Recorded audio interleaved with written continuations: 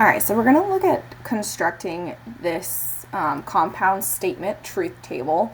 And so I'm looking at the compound statement of P or not Q.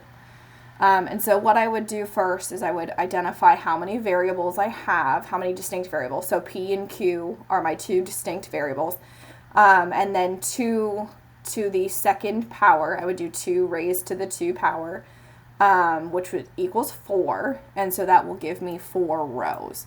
So going through those steps from the previous slide, 2 variables raised to the 2 power means that I have 4 rows, and we'll get some more. We'll get into that some more. And then next thing is listing out my truth values for these 2 columns. So starting in the leftmost column, I'm going to alternate in this same pattern. So true, true, false, false. And then moving to the right, I alternate, starting with true, alternate every one. So true, false, true, false. Now I can start filling in the different pieces or components of my compound statement. Since this is P or not Q, I'm going to take my Q column and make my not Q column my truth values. So not Q again is the negation of Q, which is just the opposite of what is in my Q column. So true becomes false, false becomes true, true becomes false, and false becomes true. Okay, and then last but not least, we're in our final column of P or not Q. I am actually going to highlight the 2 columns that I'm going to use. Let's just make them bigger.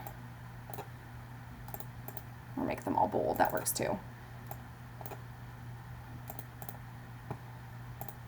All right, and then, so remember, we are looking at OR. And OR is true if at least one of the 2 values is true. So again, looking at the 2 columns that are bolded, this is P or not Q.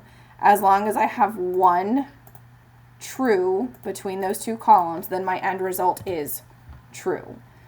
On this second row, I have true, true. I have 2 trues, so I have at least one. So therefore, my end result is true.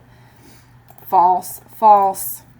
Neither of them are true, so I don't have at least one. So that makes my compound statement false. False, true. I have at least one true. Therefore, my end result is true.